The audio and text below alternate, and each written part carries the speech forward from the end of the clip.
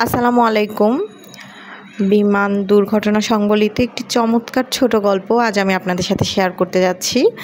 গল্পটি লিখেছেন তুনা ফেরদৌসী। গল্পটির নাম হচ্ছে দাগ, এবং আপুকে অনেক ধন্যবাদ যে উনি ওনার এই চমৎকার লেখাটি শেয়ার করার অনুমতি আমাদেরকে দিয়েছেন। গল্পটি শুরু করছি।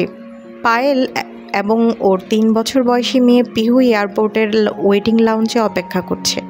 ইমিগ্রেশন পার হয়ে এপাশে চলে এসেছে, এখন শুধু প্লেন আসার অপেক্ষা। ওরা দুজন আমেরিকায় পায়েলের ভাইয়ের কাছে বেড়াতে এসেছিল। বেশ কিছুদিন আগে পায়েলের মা বাবা তাদের ছেলের কাছে এসেছেন, তাই পায়েল নিজের পরিবারের সবার সাথে দেখা করার লোভ সামলাতে পারেনি। তাছাড়া ইউরোপ প্রবাসী হলেও পায়েলের ছোটবেলা থেকেই খুব আমেরিকা দেখার শখ, তাই এবার গ্রীষ্মের ছুটির আগে থেকেই পায়েল এখানে বেড়াতে আসার জন্য বায়না করেছিল। কিন্তু তানিমের অফিসের কাজের চাপ বেড়ে যাওয়ায় সে আসতে পারেনি, আবার সহধর্মিনীর মনে কষ্ট দিতেও পারেনি, তাই পায়েল আর পিহুকে পাঠিয়ে দিয়েছে। কথা ছিল ফেরার সময় সে ওদের নিয়ে যাবে, কিন্তু সে সময়ে ছুটি ক্যান্সেল হয়ে যাওয়াতে তানিমের আর আসা হয়নি। তাই বাধ্য হয়েই আজ পায়েল এবং পিহু ফিরতি পথে রওনা হয়েছে। এদিকে প্রিয়জনের কাছ থেকে বিদায়ের দুঃখ, অন্যদিকে পিহুকে নিয়ে একা ভ্রমণের কষ্ট, সব মিলিয়ে পায়েল বেশ ক্লান্তি অনুভব করছে। মনে মনে ভেবে রেখেছে প্লেনে চড়েই একটা লম্বা ঘুম দেবে। এই কয়দিন ঘোরাফেরা, গোছগাছ, বিদায় পর্ব সারতে সারতে ঠিকমতো ঘুমাতে পারেনি। প্লেনে বোর্ডিংয়ের ঘোষণা চলে আসতেই পায়েল একটা স্বস্তির নিঃশ্বাস ফেলল। সুন্দরী কেবিন ক্রু বিপদের সময় করণীয় সম্পর্কে বলছে। এগুলো এখন আর তেমন শোনে না পায়েল। এতবার প্লেনে ট্রাভেলিং করেছে যে এটা এখন ওর কাছে বাস জার্নির মতোই মনে হয়। ফোন বের করে ঝটপট মা বাবা ভাই সবাইকে জানিয়ে তারপর তানিমের নম্বরে কল দিল। স্ক্রিনে তানিমের হাসি মুখ ভেসে উঠল। তানিম অফিস থেকে বাসায় ফিরছিল, ভীষণ ক্লান্ত। তবুও দীর্ঘদিন পরে প্রিয়জনদের খুব শীঘ্রই আবার কাছে পেতে যাচ্ছে, সেই উত্তেজনায় তার হাসি একান ওকান হয়ে গেছে। পিহুকে বাই বলার পাশাপাশি তার ডলকেও বাই বলতে হলো। তারপর পায়েলকে ফ্লাইং কিস দিল। এক সময় পায়েলরা চলে গেল নেটওয়ার্কের বাইরে। পুরো প্লেন জুড়ে নীরবতা।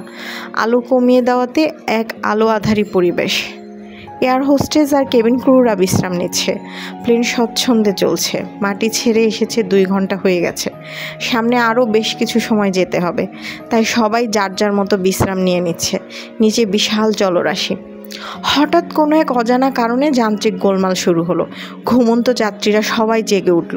সবাই সিট বেল্ট বেঁধে অপেক্ষা করতে লাগলো আসন্ন অনিবার্য বিপদের জন্য। অবশেষে বিশাল বিমানটা সজোরে আছড়ে পড়ল সাগরের বুকে। বিষয়টা জানতেই তানিম হন্তদন্ত হয়ে এয়ারপোর্টের উদ্দেশ্যে ছুটল।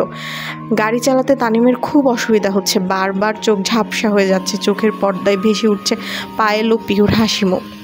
কানে বেজে চলেছে পিহুর শেষ শব্দ, আই লাভ ইউ পাপা।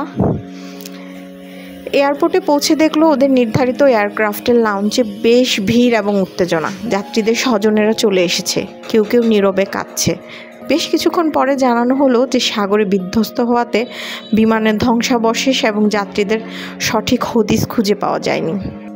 আড়মোড়া ভাঙল তানিম। শরীর জুড়ে কী এক আলস্য।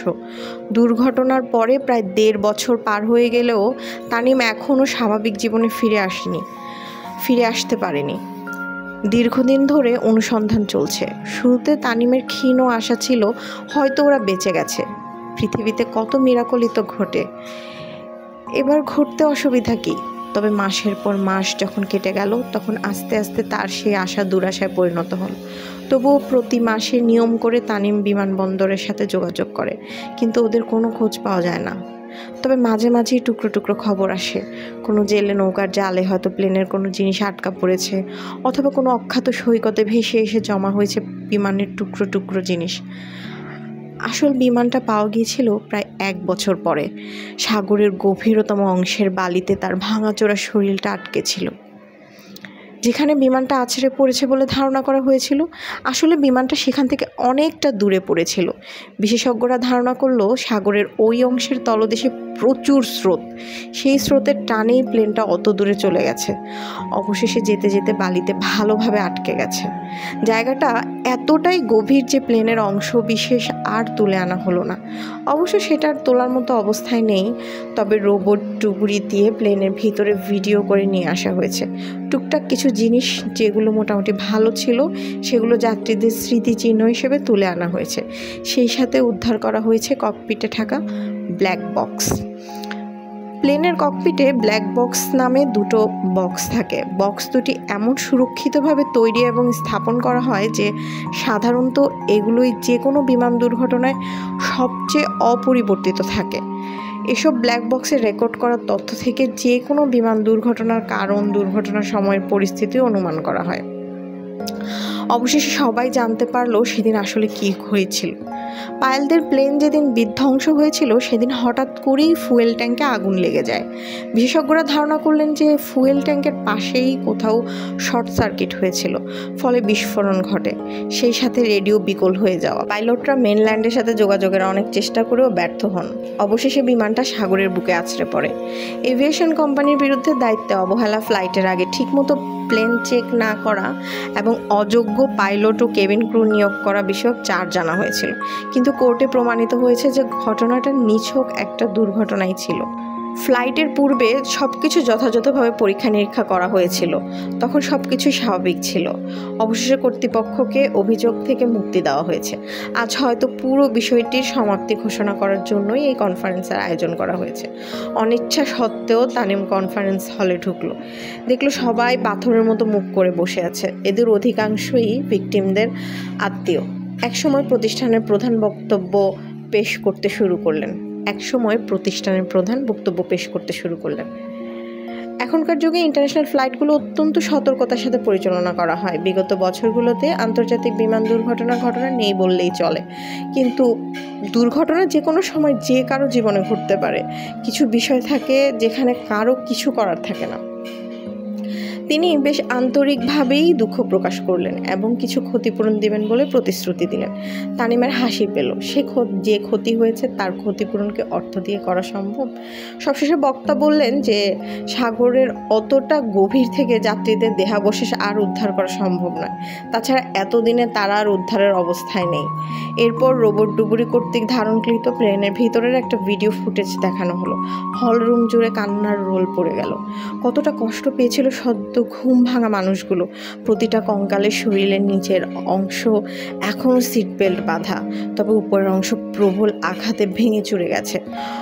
তখন হয়তো মাংসপেশিতে আটকে ছিল, তবে এতগুলো দিনে আর কারো শরীরে মাংস অবশিষ্ট নেই। হাড়গুলো শ্যাওলা জমেছে।